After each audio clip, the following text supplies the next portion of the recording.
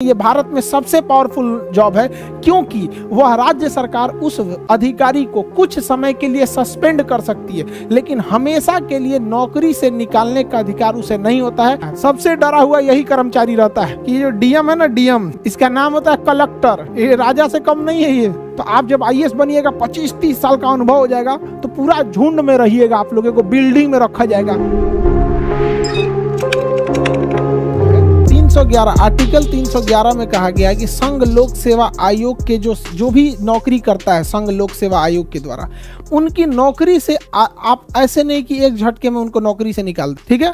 तो उनको ना क्या करना है, आप लोग को संरक्षण देना है। संविधान उन लोगों को क्या देता है, संरक्षण देता है। किसके तहत? 311 के तहत। इसलिए देखिएगा, आईएएस अधिकारी जो डीएम एसपी होते हैं, इन लोगों को नौकरी से निकालना काफी टफ हो जाता है। जो डीएम वगैरह होते हैं, डीएम एसपी मजिस्ट्रेट, इन लोग को नौकरी से निकालना काफी टफ हो जाता है, क्योंकि अगर आपने यूपीएससी या स्टेट पीसीएस के थ्रू क्या लिया है, जॉब लिया है, तो आपके लिए संरक्षण का अधिकार किसमें है? 311 में है। किसमें दिया गया है? 311 में दिया गया है, ठीक है। तो संघ लोक सेवा आयोग या फिर जो भी राज्य लोक सेवा आयोग है, इनके कर्मचारियों का संरक्षण आपसे पूछ चुका है कि संघ या राज्य लोक सेवा आयोग के कर्मचारियों का संरक्षण आर्टिकल संख्या कितना में दिया गया है? तो आर्टिकल संख्या 311 में दिया गया है। किसमें दिया गया? 311 में। अब हम चलते हैं 312, उसके बाद चलेंगे 315। देखिए 312 में क्या कहा है, तो इसको पहले समझते हैं। अखिल भारतीय सेवा क्या होती है? 3 टाइप की नौकरी को ध्यान से समझिए। ये 3 नौकरी, एक होती है अखिल भारतीय सेवा। अखिल भारतीय सेवा, अखिल भारतीय सेवा, सेवा का अर्थ होता है नौकरी, सर्विस, अंग्रेजी में कहते हैं सर्विस। ऑल इंडिया सर्विस, इसे क्या कहेंगे? All India service. एक होता है केंद्रीय सेवा, केंद्रीय सेवा, सेंट्रल सर्विस, केंद्रीय सेवा, सेंट्रल गवर्नमेंट का नौकरी, सेंट्रल सर्विस। और एक होता है राज्य सेवा, राज्य सेवा, state service, state service, state service. देखिए इन तीनों में मेन अंतर क्या होता है? इसमें होता है जो अखिल भारतीय सेवा होती है, इसमें आपकी नियुक्ति करती है केंद्र सरकार, आपकी नियुक्ति करती है केंद्र सरकार और भेज देती है राज्य सरकार के पास कि जाइए उस राज्य में ड्यूटी कीजिएगा और उसी राज्य से सैलरी ले लीजिएगा। जैसे आईएएस अधिकारी, आईएएस अधिकारी को सेंट्रल गवर्नमेंट नियुक्त करती है, ट्रेनिंग दे देती है, सेंट्रल गवर्नमेंट ट्रेनिंग दे दी। अब उसका कैडर डिसाइड करेगी कि किस स्टेट में उसे भेजना है। गुजरात में भेजेगी, कहेगी जाओ गुजरात में सर्विस करो, गुजरात में नौकरी करो, वहीं से सैलरी ले लेना। तो ऐसी नौकरी जिसे केंद्र सरकार नियुक्त करती है और केंद्र सरकार ट्रेनिंग देती है, लेकिन वह व्यक्ति आके राज्य सरकार के डिपार्टमेंट में सेवा देता है और राज्य सरकार से सैलरी लेता है, ऐसी नौकरी को अखिल भारतीय सेवा कहते हैं। यह भारत में सबसे पावरफुल जॉब है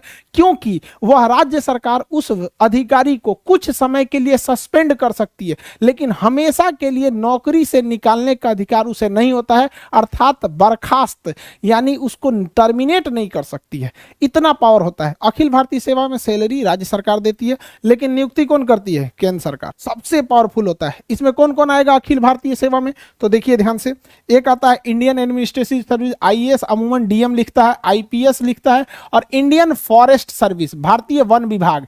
इंडियन फॉरेस्ट सर्विस को रखा गया किसके? कब? 1966 में। क्यों? क्योंकि हमें उस समय आभास हो गया कि जंगलों की कटाई इतनी तेजी से चल रही है कि छोटे मोटे कर्मचारियों को वहां के ठेकेदार, विधायक उधायक डरा धमका मिला उला के कटवा लेते हैं सब पेड़ वगैरह। तो वहां आभास हुआ कि एक ऐसे अधिकारी की जरूरत है जो राज्य सरकार या लोकल लोगों से उतना न डरे। आईएएस जो होता है ना, ये कार्मिक मंत्रालय इसको कंट्रोल करती है, इसे गृह मंत्रालय कंट्रोल करती है, और इसे पर्यावरण एवं वन मंत्रालय कंट्रोल करता है। आईपीएस की ट्रेनिंग किस शहर में? हैदराबाद। आईएएस की ट्रेनिंग किस शहर में? आईएएस की ट्रेनिंग, आईएएस की ट्रेनिंग मसूरी में। और आईएफएस की ट्रेनिंग कहां होती है? IFS, Indian forest service, Dehradun. केंद्रीय सेवा में केंद्र सरकार नियुक्त करती है और केंद्र सरकार अपने पास रख लेती है। केंद्र सरकार नियुक्त करती है और केंद्र सरकार अपने पास रख लेती है। यह होता है केंद्रीय सेवा। जैसे रेलवे, रेलवे में नियुक्ति कौन करेगा? केंद्र सरकार।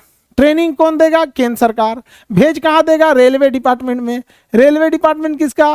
केंद्र सरकार का। सैलरी कौन देगा? केंद्र सरकार। अगर आपको राजदूत बना के अमेरिका भेज दिया जाता है, अगर आपको राजदूत बना के अमेरिका भेज दिया जाता है, तो नियुक्ति कौन करेगी? केंद्र सरकार। किसके थ्रू? यूपीएससी के थ्रू नियुक्ति करेगी केंद्र सरकार और सैलरी देगी केंद्र सरकार। आपको कभी जापान, अमेरिका, रूस भेजेगी तो केंद्र सरकार के निर्देश पर जाएंगे। यूपीएससी में अगर आपको इंडियन पोस्टल सर्विस मिल गया या इंडियन रेवेन्यू सर्विस मिल गया, इंडियन रेलवे सर्विस मिल गया, तो ये सब केंद्रीय जॉब होते हैं। कौन से जॉब होते हैं? केंद्रीय जॉब। तो जरूरी नहीं कि यूपीएससी में आपको सब अखिल भारतीय सेवा मिल जाए। राज्य सरकार आपको नियुक्त करेगी, राज्य सरकार नियुक्त करेगी, राज्य सरकार ट्रेनिंग देगी और राज्य सरकार काम कराएगी आपसे और वेतन देगी। सारा चीज जब राज्य सरकार के अंडर में आ जाता है तो राज्य सेवा कहलाता है।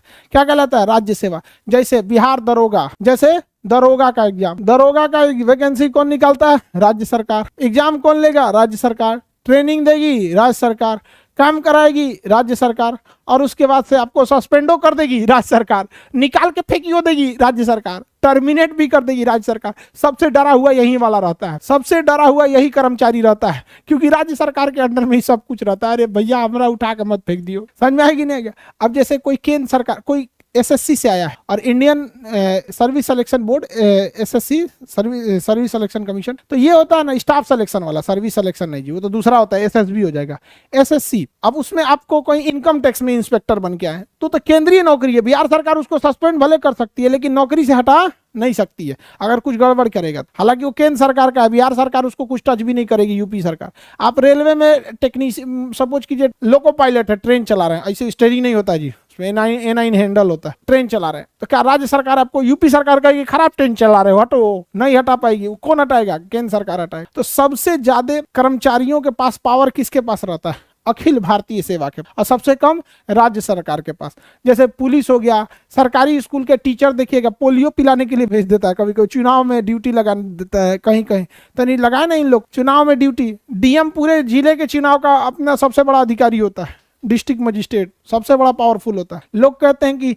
पढ़ लिख के राजा बनोगे, तो उन बकलोलवन को बोलिएगा कि जो डीएम है ना, डीएम डिस्ट्रिक्ट मजिस्ट्रेट, ये राजा ही है, समझ में गया? इसका नाम होता है कलेक्टर, टैक्स कलेक्ट करता है पूरे राज्य से, ये राजा से कम नहीं है, ये पूरा जिला इसी के अंडर में आता है। तो जो अगर बोलेगा कि पढ़ लिख के राजा बनोगे तो कहिएगा हाँ अभी नाम बदल गया, उसी का नाम है डीएम। और पुराना राजा हो जाएगा तो कमिश्नर, डायरेक्टर, फिर बड़ी ज्यादा जाएगा, additional secretary, joint secretary, secretary, chief secretary.